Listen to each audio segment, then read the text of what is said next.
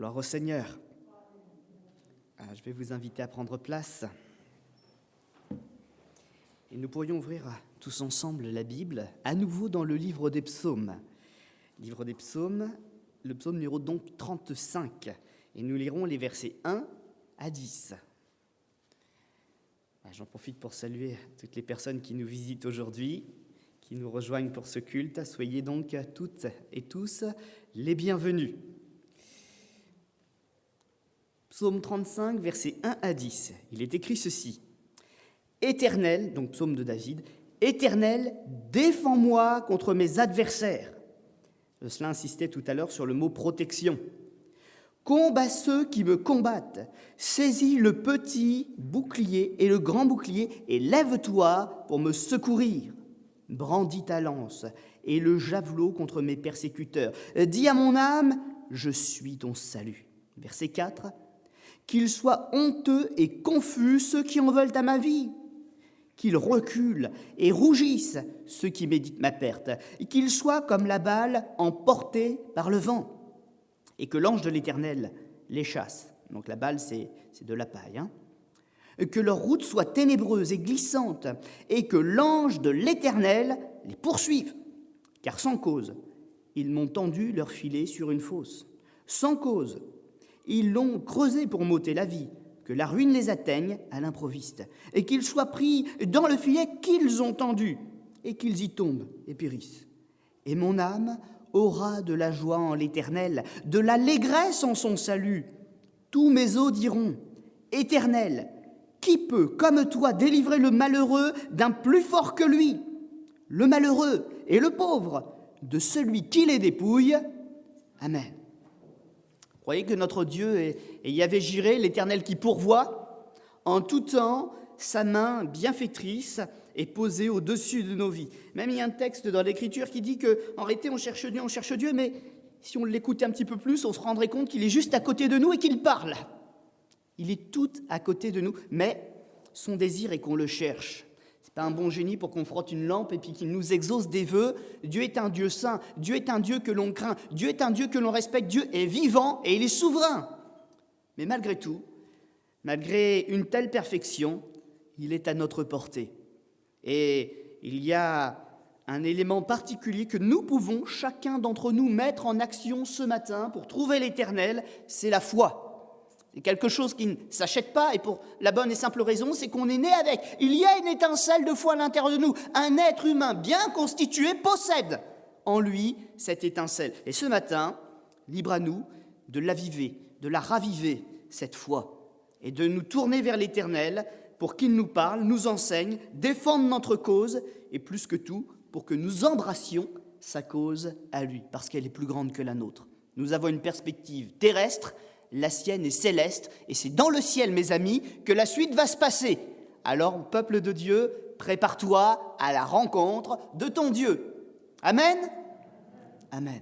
Mais en attendant, notre Dieu est sage. Ça aussi, c'est une réalité, d'une sagesse infinie, et il sait que s'il nous laisse sur la terre, c'est pour une bonne raison, c'est pour nous amener à apprendre à combattre le péché, et à vivre avec lui cette grande victoire, vaincre le péché. Les combats sont nécessaires parce que ça nous fait grandir, mais nous avons la protection de Dieu qui met des limites à notre adversaire. Et avec ce Dieu de victoire, nous allons pouvoir avancer dès ce monde et pour la suite.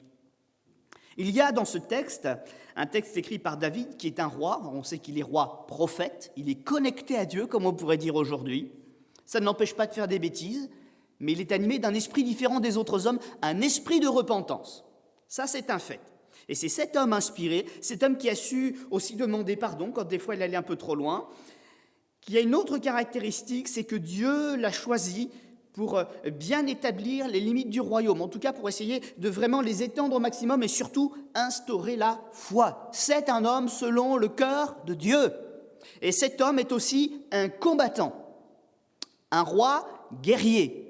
Et ce roi guerrier, lui qui a l'habitude de remporter des victoires sur le champ de bataille par rapport au péché, il nous dit, il est faible, il est sans armes, il a besoin de Dieu. Moi, ça me rassure. Parce que si lui, cet homme-là, avec la connexion particulière qu'il a avec Dieu, chef du peuple de Dieu, il est capable de dire « Je suis faible et j'ai besoin de toi », c'est une espérance pour moi. Ça veut dire que pour moi, rien n'est joué. Si je me tourne vers Dieu, j'aurai le même secours que cet homme-là, et s'il a réussi dans des difficultés comme les siennes, je réussirai dans des difficultés qui sont les miennes, à mon petit niveau. Amen. Dieu est un Dieu protecteur et un Dieu de victoire pour chacun d'entre nous ce matin. Et le roi David, il va utiliser ce qu'il connaît pour s'exprimer. Ça aussi, c'est pour moi quelque chose de réconfortant, parce que ce n'est pas avec la science d'un beau langage, comme dira Paul, que l'on vient à Dieu. Ce n'est pas en faisant de très belles prières ou en écoutant comment l'autre y prie. Ça va plutôt me décourager. Je ne prierai jamais comme le frère ou la sœur, donc je me tais. Non, c'est avec ses mots à lui et c'est avec nos mots à nous que nous pouvons nous adresser à Dieu. Et c'est même ce qu'il attend de nous. Ouvre ta bouche et je la remplirai. Quelle merveille! Quelle merveille! Que l'Esprit de Dieu et le mien puissent se parler pour se comprendre et s'apprécier encore davantage. Et ce roi, donc, il utilise ces mots, il ne prend pas des détours. Et lui qui est un guerrier, qui a l'habitude de combattre et qui se sent faible, il dit, voilà, au combat, qu'est-ce que je fais pour me défendre, pour me protéger? Je prends mes boucliers. Oui, c'est au pluriel dans le texte. Et c'est un petit peu ce qu'on va voir ce matin d'ailleurs. Comment se défendre. Et qu'est-ce que l'on doit défendre? Je vais le dire dès maintenant, pour entretenir le suspense. Les boucliers représentent notamment la foi. La foi est mon bouclier, dira-t-il aussi dans les Écritures. Et qu'est-ce qu'il doit défendre? La partie la plus vitale de sa personne, le cœur. Garde ton cœur plus que toute autre chose, car de lui viennent les sources de la vie. Et le bouclier, il sert à ça, premièrement, à faire en sorte que le cœur ne soit pas percé. Parce que c'est le moteur. Et dans la foi, c'est pareil. Que le diable ne puisse pas envoyer une arme de mort sur mon cœur pour le percer et que la vie de Dieu me quitte. C'est là tout l'enjeu. Alors ce matin, comme le roi David, réfléchissons un petit peu à ces boucliers, à comment les utiliser, au rôle qu'ils peuvent avoir. 2 boucliers, c'est donc que ça a une utilité. Ils ne les utilisent pas forcément en même temps, mais ils font partie de l'équipement de l'homme de foi. Saisis le petit et le grand bouclier et lève-toi pour me secourir. Dans cet appel à l'aide, le psalmiste demande au Seigneur de venir à lui pour lui apporter une protection complète et sans faille envers tout ennemi qui viendrait face à lui. Et là, c'est un peu comme une parabole en fait. Il utilise ces mots pour nous décrire une réalité spirituelle. Le petit bouclier, c'est un petit bouclier circulaire généralement qui est placé sur l'avant-bras, de l'autre côté de celui qui tient l'épée. Et ce petit bouclier, généralement, c'est quelque chose d'assez lourd, mais comme il est petit, il reste assez compact, on le manipule encore assez bien. Il a donc un rôle au corps à corps. C'est pour cet adversaire qui vient comme un ami juste à côté de nous, c'est comme cette pensée qui arrive à venir jusqu'à notre oreille, là, tout proche, tout collé de notre intimité, de notre cœur, mais qu'un poignard prêt à nous planter dans le cœur. Et avec ce petit bouclier de proximité sur mon cœur, les commandements du Seigneur, tout de suite, hop, je me protège. Même si je n'ai pas vu le coup arriver sur l'instant, même si c'est un peu du dernier moment, il est tout prêt. Il fait son rôle et l'arme perçante, l'arme dure est immédiatement déviée. Le petit bouclier pour la protection du cœur à corps, c'est une arme de mêlée. C'est une arme qui protège des assauts les plus près de mon cœur, les plus intimes. La parole qui m'a blessé, la personne qui m'a fait du mal, la circonstance inattendue et qui détruit mes projets. C'est pas pour rien que souvent dans nos assemblées on dit « nous voulons être un peuple de la parole ». Déjà parce que Christ est la parole incarnée, la parole faite chair, mais cette parole aussi pour celui qui ne le connaîtrait pas dans son temps de prière, qui manque un peu de discernement pour reconnaître la voix de Dieu, nous avons aussi un texte écrit qui nous dit la même chose. Et tous, chacun parmi nous, nous pouvons connaître, lire et nous faire une idée sur la parole. Et cette parole, elle est merveilleuse, parce que peu importe qu'elle nous ait été insufflée directement par l'Esprit ou que nous la découvrions pour la première fois au travers de lignes, Cette parole est puissante et efficace pour terrasser nos ennemis. Il suffit d'y croire, tout simplement. Ce que Jésus a dit, ce que Dieu a dit, sa main l'accomplit. Amen. La Bible, ce n'est pas simplement la parole de Dieu, ça va plus loin. C'est aussi la promesse immuable, la promesse fondée de Dieu. Et si Dieu dit quelque chose, rien ni personne ne pourra l'empêcher d'accomplir ce que sa bouche a décrété. Amen.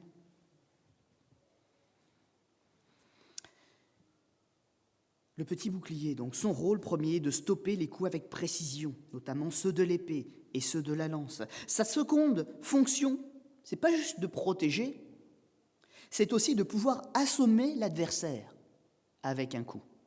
Parce que ce petit bouclier, comme je vous l'ai dit, comme il est petit, il est aussi très dur. Et si l'adversaire vient un petit peu trop près, bim, dans la figure. Et ça l'assomme. Donc généralement, si vous regardez des gravures de l'époque ou des reconstitutions, vous verrez que le petit bouclier, il a aussi en son centre une embase ronde, un peu en dôme. Et parce que c'est ça remplace le coup de poing. C'est pour taper l'adversaire. Et si l'adversaire vient un petit peu trop près, qu'il sache que le chrétien a dû répondant par la foi.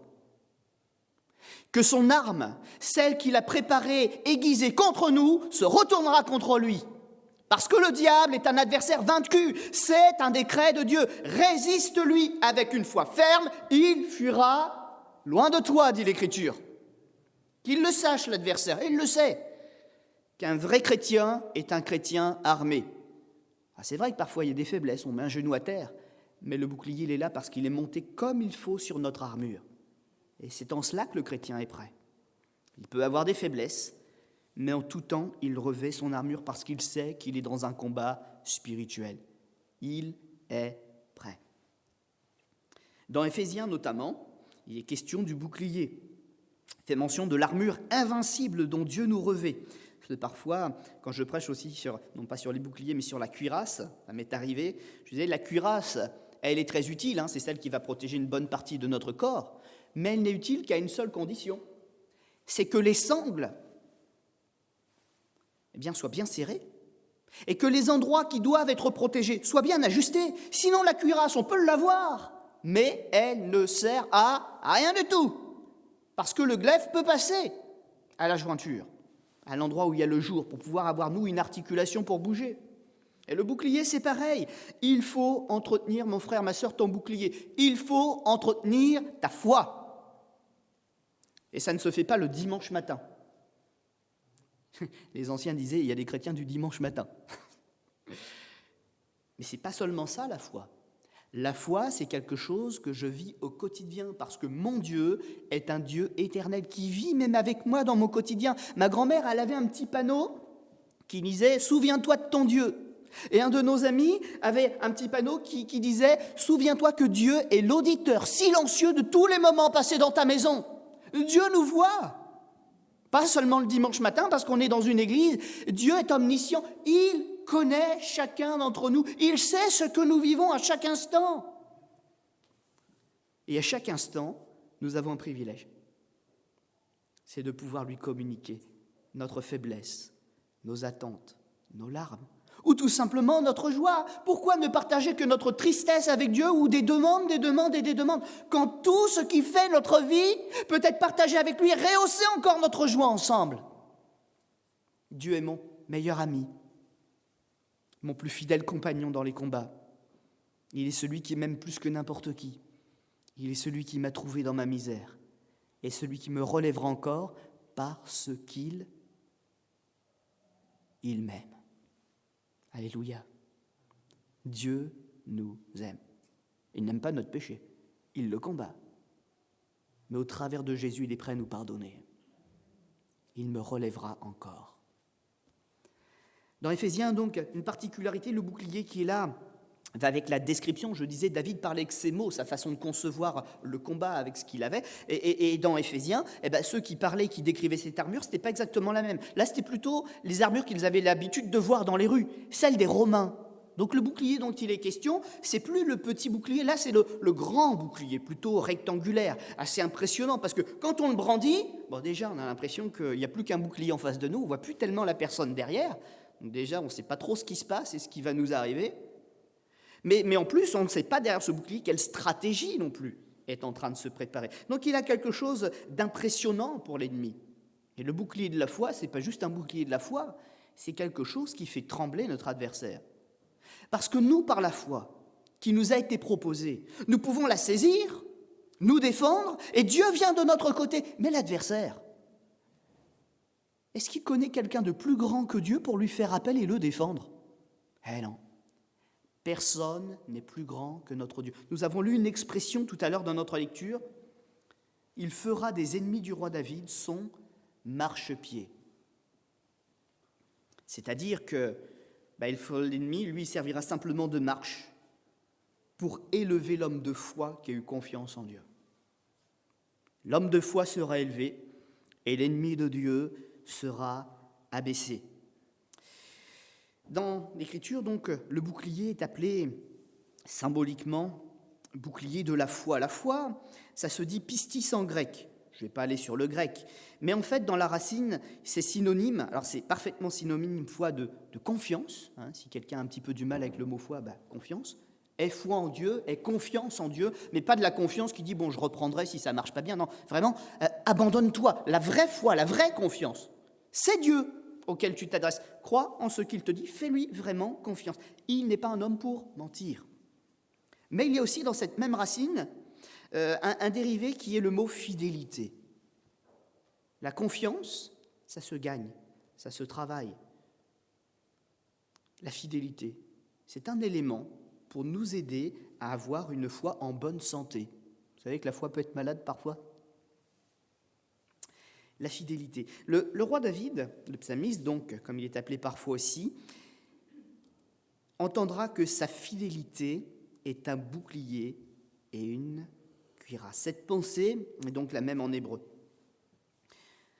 Ce qui induit que dans nos combats, brandir les promesses de Dieu devant nous, c'est important, mais brandir une promesse, ce n'est pas suffisant. Ce n'est pas Dieu qui fait tout seul. Si on passe notre temps à désobéir, à faire n'importe quoi, oui, Dieu nous aime, certainement il manifestera sa grâce, mais jamais parce qu'on le mérite. J'ai bien utilisé le mot grâce. La grâce est imméritée. C'est un cadeau de quelqu'un qui nous aime et veut nous faire du bien. Paul disait aux Romains, est-ce qu'on va continuer de pécher pour être dans ce temps où on se rend compte que Dieu nous bénit, nous bénit, nous bénit? Est-ce qu'on va rester dans le péché ou dans des entre-deux juste pour recevoir? Est-ce que c'est ça la foi saine?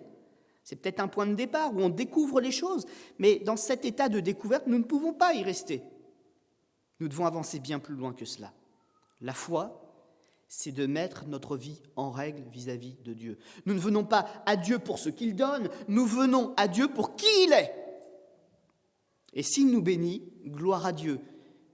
Et s'il nous reprend, gloire à Dieu encore plus, parce que la correction de Dieu, elle me sera toujours bénéfique. Pourquoi? Parce qu'il est un Père qui nous aime.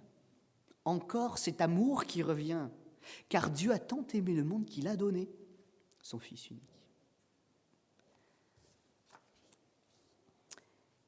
Il y a toujours avec les promesses, vous regarderez bien les Écritures, un contexte. Et dans ce contexte, le Seigneur ne dit pas simplement « je donne », mais avec toujours, il essaye d'insuffler en nous quelque chose qui va nous ouvrir les yeux, et sur nous, et sur le monde dans lequel nous vivons. Et bien souvent, quand il y a une promesse, il y a aussi des clauses à la promesse. Il y a des commandements, il y a des choses qui viennent encadrer cette promesse. Et si nous entrons dans le cadre de ces promesses, alors rien ni personne ne pourra nous les prendre. Et Dieu fera pour nous tout ce qu'il a dit. J'avance un petit peu sur cette notion de la foi dont d'ailleurs sur lequel Jocelyn revient régulièrement par des études en ce moment. Mais après je reviendrai à mon texte à moi. À ma pensée à moi.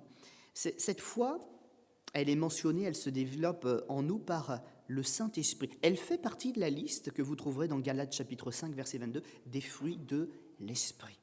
C'est-à-dire qu'il y a cette foi un peu initiale, comme je le disais, cette étincelle qui est en nous, mais la foi est appelée à grandir. Elle est appelée à grandir. Et plus cette foi grandit, plus la relation avec Dieu, quelque part, elle s'épanouit, Et nous devenons capables de relever des défis de la foi, comme Jocelyn nous le raconte, nous l'explique très très bien. Ces défis de la foi, c'est par exemple d'être capable de vivre et de faire tout ce que Jésus a fait et avec lequel il nous a donné l'exemple. Vous ferez des choses encore plus grandes. On peut dire aussi dans la traduction, je vous le dis souvent, mais je le redis parce que c'est enregistré, vous le savez, mais les auditeurs ne le savent peut-être pas toujours, de choses plus nombreuses. Pourquoi ? Parce que au temps de Christ, il y avait Christ. Mais nous, aujourd'hui, enfants de Dieu, nous sommes une multitude sur la terre. Et nous en ferons ensemble, par le même esprit, de plus nombreuses. C'est la mission. Ces fruits, donc, naissent d'une nouvelle naissance. Un miracle qui se produit au moment où on laisse notre cœur être gagné par la conviction profonde, spirituelle, que Christ est le Fils de Dieu. C'est là où Dieu va sceller quelque chose sur notre cœur par son amour, une obéissance toute nouvelle pour lui. Et la Bible nous dit, nous vivons déjà en cela, c'est pour ça qu'il y a le mot « nouvelle naissance » qui est utilisé comme une espèce de résurrection intérieure, un relèvement intérieur, une transformation qui fait que même notre façon de voir les choses change radicalement. Voilà déjà quelques éléments intéressants à défendre. Veille sur ton cœur. Voilà tout ce qui est en train de naître dans mon cœur quand je commence à croire véritablement en Dieu. Quand vous entendez ça, la plupart d'entre nous, nous avons déjà commencé à le vivre. Peut-être des personnes sont sur la piste au milieu de nous pour le vivre. Accepteriez-vous, maintenant que vous savez ce qui est en jeu, ainsi que la vie éternelle, d'ailleurs, je n'ai pas mentionné, mais je le fais maintenant, que quelqu'un vienne et vous le prenne, vous décourage, vous sépare de Dieu, l'accepterez-vous ? Et si dans votre cœur vous avez cette réponse « non, jamais », alors laissez cette foi s'exprimer. Prenez des engagements. Chassez de votre vie ce qui n'est pas à la gloire de Dieu. Lisez sa parole, priez et surtout laissez Dieu vous convaincre et graver son empreinte à l'intérieur de vos cœurs. Paul nous rappelle qu'au combat, il y a toujours une cadence, il y a une vitesse de marche. Marchez selon l'esprit, et vous n'accomplirez pas les désirs de la chair. Alors, il y a un certain nombre d'ennemis que l'on pourrait rapidement énumérer. Je ne vais pas vous les expliquer, leurs noms, leur dénomination parle très très bien comme cela, mais la débauche immorale, sexuelle, l'impureté, le dérèglement, l'idolâtrie, l'envie, qu'on appelle aussi convoitise, l'ivrognerie, tel que c'est écrit, c'est le mot dans la Bible, les excès de table. On parle des excès, c'est-à-dire qui arrivent même à nous détruire.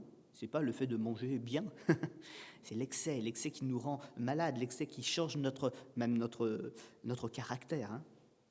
Et les choses semblables. Et puis tout ce qui est lié aussi aux divisions, aux sectes, touché à l'occultisme, toutes ces choses nous ruinent. Et c'est contre ces choses que nous devons être vigilants. Il nous paraît des armes de Dieu. Grand bouclier, donc, plus étendu dans ses dimensions, est celui qui, comme je le disais tout à l'heure, va nous mettre le plus en difficulté si nous ne l'utilisons pas bien. Parce que c'est grâce à lui que nous sommes vraiment totalement protégés et que nous rendons aveugle notre adversaire. Je ne vais pas développer forcément ce point-là ce matin, il y aurait beaucoup de choses à dire.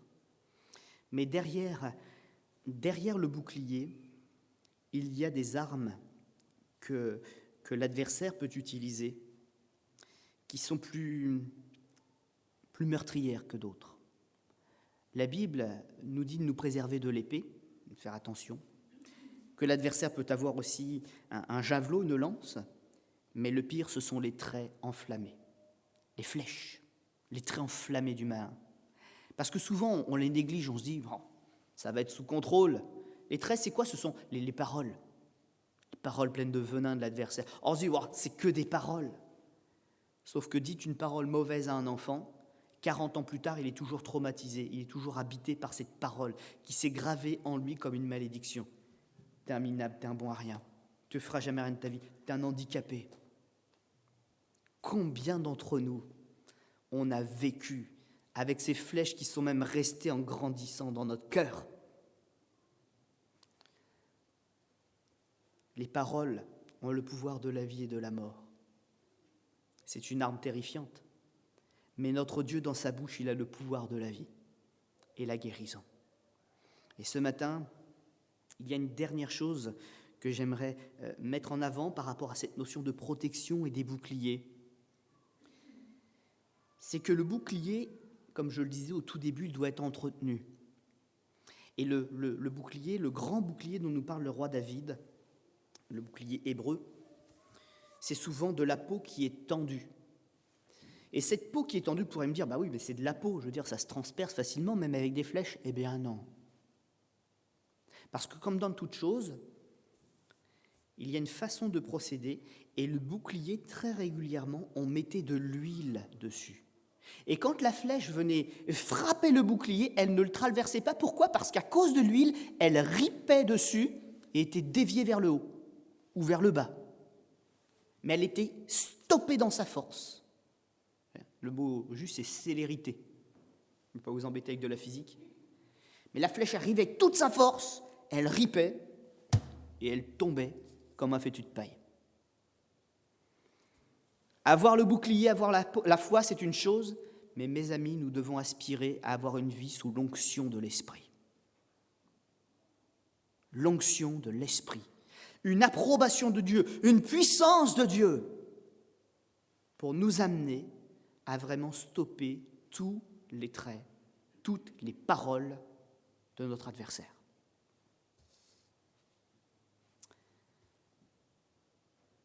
Quelle est la force de nos boucliers joints les uns aux autres? Ça, c'est une réalité.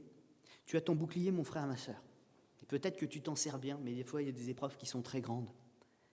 Eh bien, regarde autour de toi. Vous avez le droit de vous regarder si vous voulez. Vous n'êtes pas obligé de rester fixé sur moi. Même un petit regard. Comptez les boucliers qui sont présents dans cette salle. Vous vous rappelez, on parlait d'images tout à l'heure. Vous vous rappelez à quoi ressemble l'armée romaine en marche? Tous les boucliers sont joints. Au devant, sur les côtés, sur le dessus. Et quand on les voit arriver, on se demande par quel côté on va bien pouvoir les attaquer. Parce que l'armure, levée ensemble, est impénétrable. Ça existe, ça aussi, dans les Écritures. C'est dans Job qu'on le trouve. Bon, ce n'est pas directement des boucliers, ce sont des écailles, mais l'expression est là, la même. Ces magnifiques et puissants boucliers, ces magnifiques et puissantes écailles sont unis ensemble comme par un... Vous connaissez ce texte? On ne le lit pas souvent. Par un sceau, par une marque commune qui les unit, les réunit et les rend impénétrables. Le nom de Jésus. Le nom de Jésus. Si nous sommes unis sous le sang, sous la bannière de Christ, si nous sommes unis en son nom, si nous levons ensemble notre bouclier pour former cette formation impénétrable, tout seul je peux accomplir des grandes choses, me défendre moi, mais ensemble, nous ferons avancer toute l'Église. Toute l'Église, parce que notre force est dans l'unité. Et nous sommes équipés pour cela par notre Seigneur et Maître. Il est le chef des armées de l'Éternel, dit l'Écriture. Amen. On va incliner notre front tous ensemble et le remercier pour cette protection si fantastique. Et lui dire, Seigneur, rappelle-nous toutes les choses que tu fais pour nous au quotidien. Quand je me sens faible, quand la force me manque, ta grâce me suffit. C'est alors que je suis faible que tu me rends fort. Amen. Seigneur notre Dieu, ce matin, nous voulons être ensemble avec toi, sous ton commandement, parce que nous vivons des temps difficiles. Nous vivons des temps qui, depuis un an, ont épuisé nos forces. La fatigue spirituelle, physique, c'est vrai, mais spirituelle aussi existe, et elle est là. Nous savons que malgré toutes les bonnes choses que tu mets dans notre cœur, que tu développes par le fruit de l'Esprit, par la relation avec ton Saint-Esprit, nous savons que malgré tout, il nous faut continuer de veiller. Parce que le diable essaye de nous emmener à la famine. Il essaye de plus en plus de ruiner nos réserves, de ruiner nos forces, notre bonne volonté, notre amour pour toi. Mais ce matin, nous voulons nous rappeler ensemble que jamais nous ne laisserons faire. Et s'il me manque de la force, je ne suis pas seul. Ensemble, nous pouvons lier l'homme fort et le chasser comme il est écrit. Alors s'il te plaît, Seigneur, s'il y a un piège subtil de l'adversaire, s'il tente de ravir notre joie, de stopper notre marche, s'il tente de nous dépouiller de notre foi, s'il tente peut-être aussi de nous faire croire que les promesses de Dieu ne sont pas pour nous, qu'il soit chassé par la foi qui lui résiste et qu'il se rappelle qu'il y a un Dieu, que ce Dieu siège en majesté, qu'il est de notre côté et qu'il l'a déjà précipité une fois de la montagne sainte et que rien ni personne ne pourra l'aider à se rapprocher. Désormais, Seigneur, nous voulons proclamer ta victoire et que nous sommes libres en Jésus-Christ. Amen.